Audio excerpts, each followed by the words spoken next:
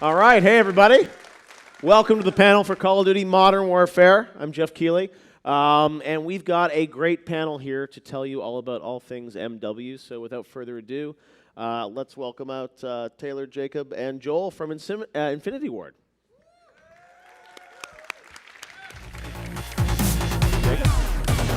Joel. Another day, another interview with me. Well, guys, it's great to have you here at E3 Coliseum. Congratulations on the reveal of the game. I know a lot of fans here and also around the world tuning in because there are lots of questions about this and a lot of curiosity because this is such a classic franchise. Infinity Ward, Modern Warfare, Call of Duty. Everyone's so excited to learn more about it. So let me just kind of start off with talking about the idea of, going back to Modern Warfare for IW.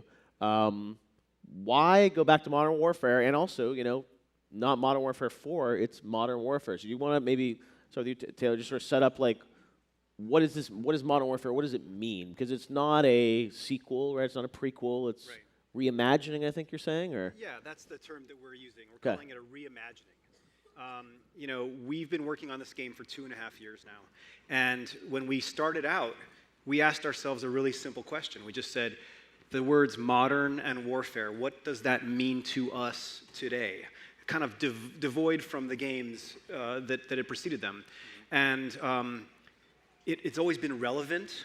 It's always felt ripped from the headlines. Yeah. It's always kind of been this really cool roller coaster ride. It's been like a cinematic experience that you could play. Yeah. I can speak for myself that playing the first Modern Warfare, that was like a seminal moment in my life as a player, where I was playing Crew Expendable, and I'm escaping the cargo ship, and I paused the game. And again, now, granted, I've been a game developer for many, many years at this point. So I know the tricks, I know how to make games to a certain extent, but I paused the game and I was like, what is this magic that I'm playing right now? What is this madness? Like, it just felt like the guys at Infinity Ward, Joel's one of them, had captured lightning in a bottle and created this action military movie that you could play. Yeah. So we wanted to do, for the players of today and for the players like me that played it 11 years ago, we wanted to do that again. That was the airplane hangar E3. Well, Joel, you're back at IW and having, worked on, some classic Call of Duties here. Must be kind of, amazing for you to be reunited with the franchise, right?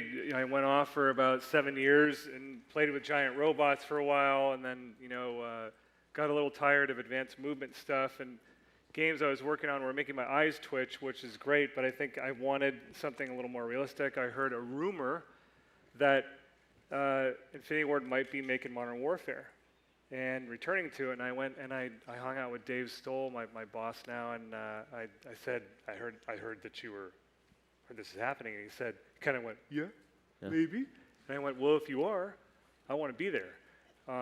There's a few other people that came back, and we came back specifically to be a part of Modern Warfare again. Yeah.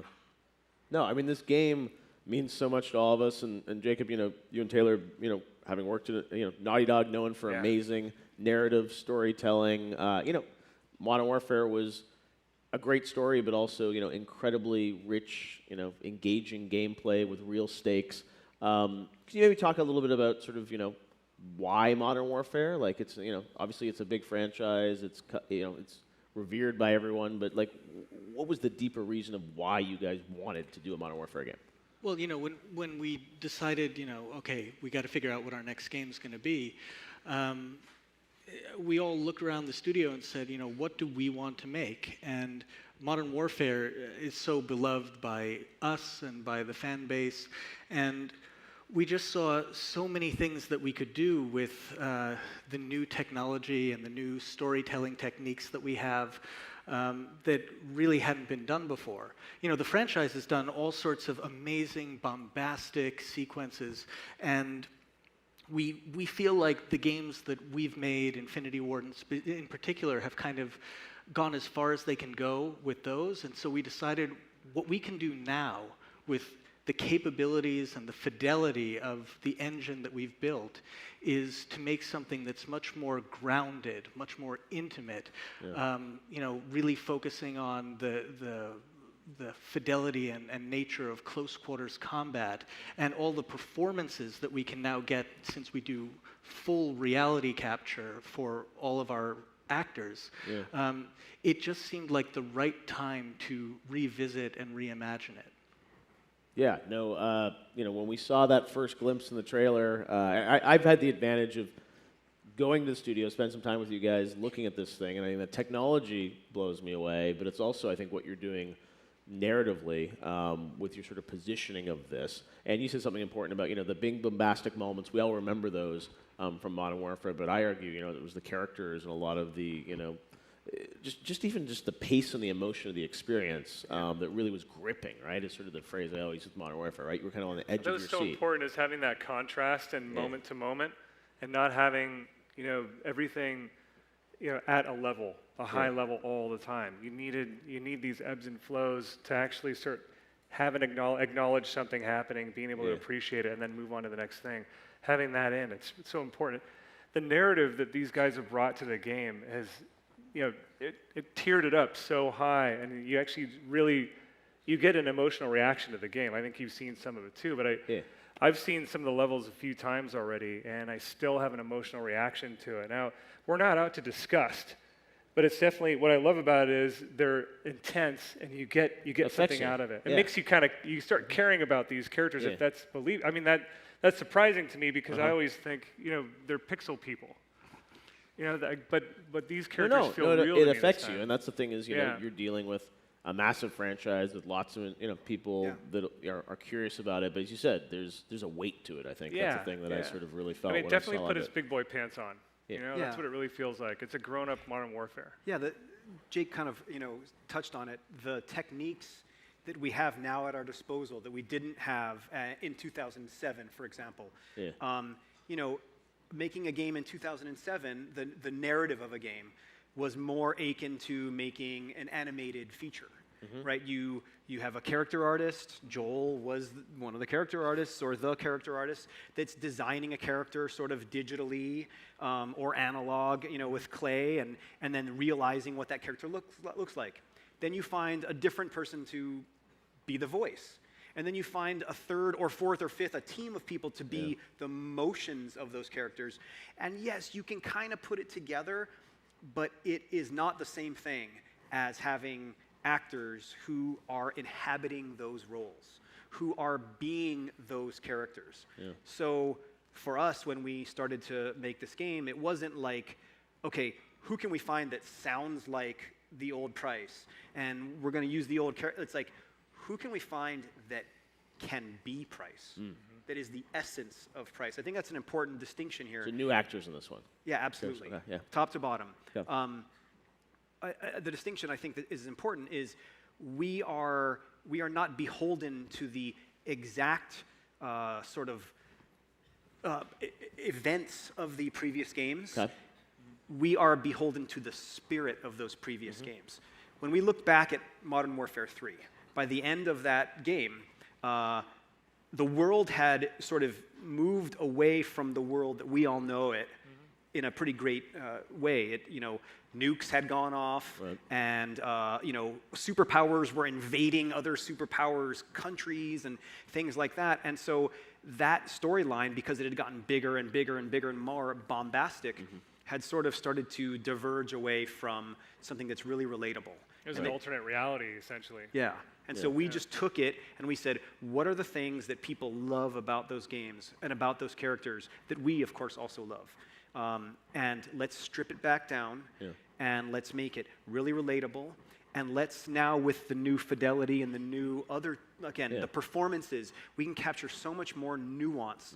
If someone's eye darts a certain way when they're telling you something, you're like, oh, are they telling me the truth? I'm not really sure. Are they hiding something? Is there something behind that? We can capture that kind of fidelity now that we couldn't back then. It just was a totally different technique.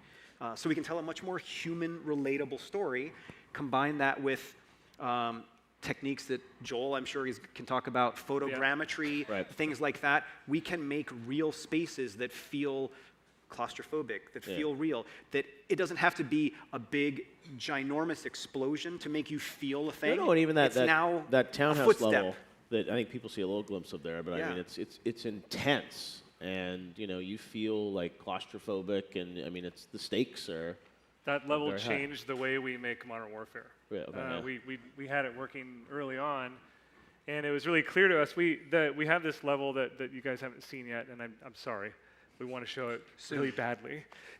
Set in London, though. But paint a picture with words. It's been seen by some people and written about, and it's a very intense, tactical takedown of a home, a house, a layered house with staircases and stuff. We captured Navy SEAL consultants doing the takedown, and watching them move through the environment is spooky. They do things that, it's incredible how nonchalant they are, but how much of a muscle memory it is. But it was clear to us that we couldn't build a traditional video game environment. Usually we have to make these large doors and all this stuff, and these larger corridors, and it just kind of ends up feeling, we do it because AI needs to move and flow and all the other stuff. But when you put this motion capture in that environment, it looked completely inappropriate, and it ruined the entire feeling of the level itself and what we were trying to capture. Not to mention, this is all done with realistic night vision that we've redone with our new engine. Yeah. So we had to change the way we built. We went to a one-to-one system. We built the environment one-to-one scale, and then suddenly it worked, and it looked great, and you feel that claustrophobia. And we took that way of thinking and did all. I could geek out on photogrammetry and stuff and reality capture and stuff, but I won't bore you with that. You can probably read about it. It looks good, though. We married that into the game, but we did our best to make as much of the game one-to-one as possible. Yeah. And then, of course, because these are real spaces, we're not throwing wave after wave of enemy at you. As you saw in that level, there's a handful of enemies, which means that, again, like a realistic situation, the stakes are high. Oh, very intense, right? Because it's like you open a door, and it's like even if there's one person. You could accidentally shoot through a wall, which we have bullet penetration in the game, and it's actually calculating caliber. And so when these guys go into these tight environments, they use light caliber rounds and what they call frangible ammunition that actually splits apart when it hits things, so it doesn't go through. The concept is if you're in a level in Modern Warfare, you have to consider hitting someone behind the wall by accident, because that's a no-no. We don't want that to happen. But it's something that's a layer of complexity in the gameplay now that it really, it makes you think more. You think before you pull the trigger. I mean, Price always said, check those corners, right? Check those corners. Now, in this game, you really do.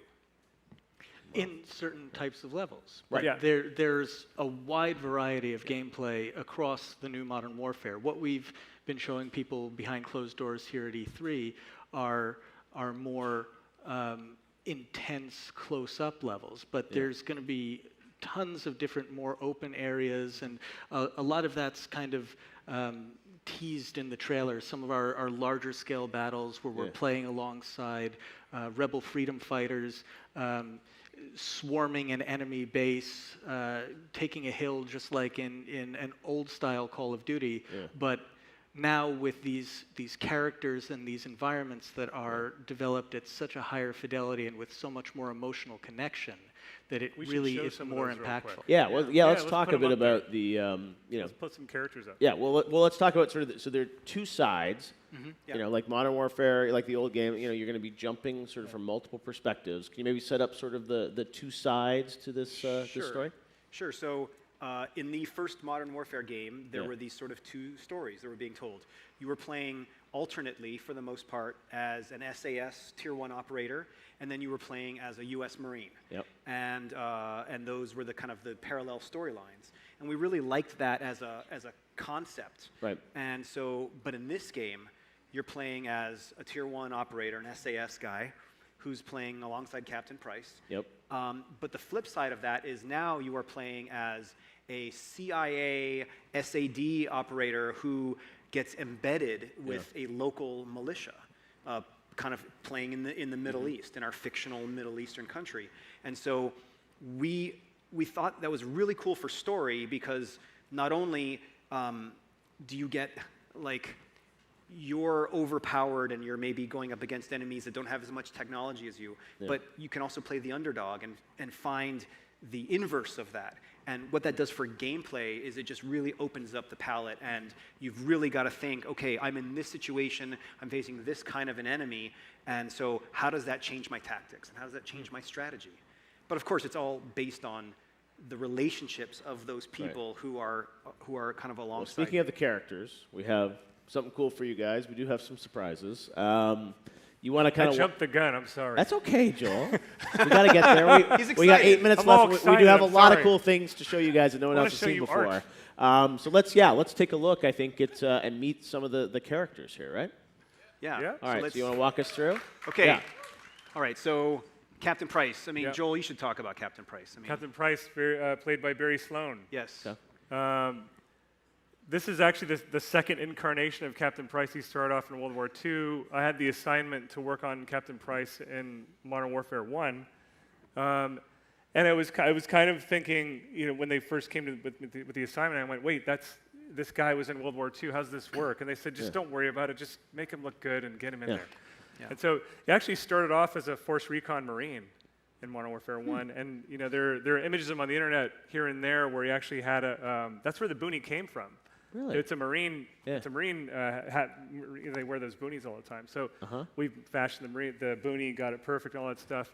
Fast forward to now, that was Billy Murray, Okay. and then now you have Barry Sloane. Barry Sloane, went back and researched Billy Murray's Captain Price and did his best to pay homage to that, but brought an entirely different character. But yeah, like it's think of it like when Casino Royale came Yeah. out, right? When they recast James Bond as Daniel Craig, it's like they didn't look for the guy that looked as much like Pierce Brosnan that they could find. They said, who's the guy that can be James Bond for right now? And this is Captain your Price. Price. All right. For right now. The new Price. He's gone through Navy SEAL training before for other roles, so he's kind of knows the drill. And then when we were working with training our other cast members, because he had some training, he was able to assume the role of commander even with the other cast members. So it set a nice dynamic right off the bat. No, you get to hear him at the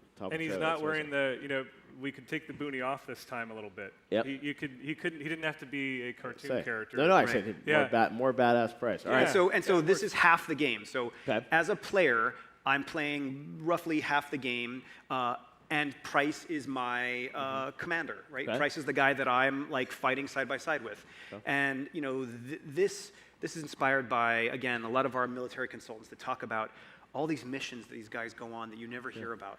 But they are keeping the world safer in the shadows, right? Finding that line between right and wrong, and we never hear about it. And so, again, for our players, you get to suit up and play alongside Captain Price and do some really cool stuff. Awesome. All right. And that brings us to the next slide, Yes. which is that player character is Kyle. Sergeant Kyle Garrick. Okay. He is a former British Army officer who is now working domestic counterterrorism in London when he hooks up with Captain Price. And he's a guy that's been saying, we could make more of a difference if we just kind of gave everything we had. If we just tried harder, if we did more, we could make more of a difference. And Price is a guy that says, you want to do more, Kyle? Then come along with me. And that's the kind of the promise that we give our players is you want to do more? Come along with Captain Price and make a difference. Who plays him? That is Elliot Knight. Elliot Knight. Elliot Knight, amazing Give actor him as a well. name check. Yeah. All right, so that's Yeah. one side. Let's talk about the other side. So for the other side, Yeah. the player character you're playing as is Alex. Okay. Now, we only talk about his first name because he's in the CIA. CIA operative, right. Right? So he's a We guy. think his name is Alex. Exactly. He's a guy who embeds with local forces. Okay. And he's a guy who, he chose to sign up, right? He chose to say, I want to make a difference in this world, so I'm going to sign up. But once you sign up, now you are assigned missions, right? And now it's kind of a job. You're told, go here, work with these people, make a difference, and then move on. But what's different about this story and different about this moment in his time is now he's assigned to go work with another commander, sort of our corollary to Captain Price, a character who is as much of a commander as he is. And and that is Commander Farah Kareem. And the difference between Alex and Farah. I got to point out that Chad is here in the audience somewhere. Oh, Yeah, so we have Yeah! we have All Chad, right. Michael Chad, Collins, Michael Collins and plays, Claudia Dumit Kyle. are here right there in the audience. Hello, guys. They play Alex. and Farah. awesome. And so for Alex, right, he's a guy who gets assigned to missions, but he gets to fight with this commander who is the inverse of him. She didn't choose to sign up because the war sort of came to her. It came to her backyard. So she was sort of conscripted into it, right? She had a choice, fight or just give up. But now that she has chosen to fight, she gets to choose what she does. And so that's a real eye-opener for Alex. And it makes for a really nice, dichotomy of the story. And I got to see a little bit of her story, and I don't know how much we can spoil, but yeah, there's definitely like there's a good Played history by- there. Played by Claudia. Yep. Yeah. We're Claudia. going to learn a lot more about them. Yeah. I said no. There's a level that you guys showed us, which definitely talks about sort of their younger ages, I guess. I guess we can talk about that, right? We saw it. Yeah, exactly. All right. Fantastic. So those are the two sides of the game. But one thing I think everyone wants to know more about, of course, is the MP. MP. I know There's MP in this game? I don't know what you guys can tell us about that. I know probably later this summer reveal, but anything you can sort of, what can we expect? Yeah. We're totally dying to talk about it, but we brought a couple screenshots. MP screenshots? We brought a couple of screenshots. All right. No one's seen this before. I want to give you more, but okay. I really like ghillie suits. I think they're cool. I think that's cool. That's a wow. Well, that might be one right there. Totally in game, of course. Like, and again, these are all the in tech game. on this that you guys walked us through, like the way it moves too. Yeah, that's so- what's insane. I mean, we have a new engine. I can't right? believe what these guys are pulling off. It's incredible. Like Yeah. whenever I'm looking at the foliage and the cloth and all that stuff, I'm like, oh my God. Yeah, we have this is our dynamic game. cloth on the character, so when the ghillie moves in the brush at all, all the secondary motion and stuff. Okay. This character is wearing a veil over its head, or his head, or her. Who knows what's That's under right. Right. Right. And it's really cool when it moves its head. Everything goes it flows like cloth. It looks great. Something that I've been And it's trying functional. to do for years. And if you're playing multiplayer, you want to have something like this. If you're someone that likes marksmanship and you're if you wanna- you're a rat sniper and you like to sit in the bushes and wait for people to drive by so you can take them out, this is for you right Hey, here. no. I take screenshot. First MP screenshot. I gotta get that on Twitter. All right.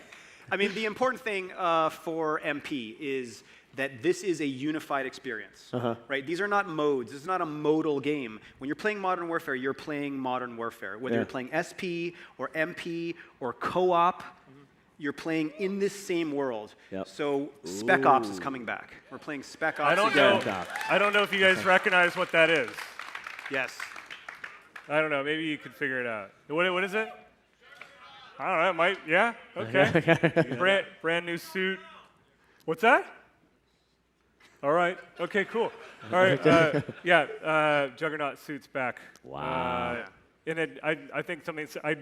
I asked for this early on. I thought it'd be really cool if you got close to the Juggernaut and it was heavy metal music coming out of its speakers or something. We're doing that. And when I was doing capture for this, I had the Juggernaut suit up, and it was an hour and a half of death metal music. I just got Gotta get into it in and the started role, taking man. screenshots. Oh but my God. it's a super cool detail, and absolutely, there's more to come on this stuff. Please Yeah. be patient. We want this to be perfect when we show it to you guys, and we're gonna get it there. Yeah. Yeah. No, there's a lot of great stuff inside of this, and again, we got a chance to go to the studio and the intensity of what you guys are bringing and the storytelling, And the fun, right? absolutely. As Well, no, Wildstyle if I could talk says- about multiplayer, I'd tell you that. As but Wild yes, Style from exactly. Lego Movie Yes. says, it's not always awesome, No. but that doesn't mean that it's hopeless and bleak. Everything, as I long don't as know we're what that together, means. it's going to That be sounds awesome. like something. Who you'd knew a say. Lego movie would inspire Modern Warfare? But we'll leave it at that. All right. Taylor, Joel, Jacob, thank you so much. Call of Duty Modern Warfare Thank coming you out so much. this fall from the team at Infinity Ward. Really appreciate you guys giving us a sneak preview of multiplayer. A little surprise.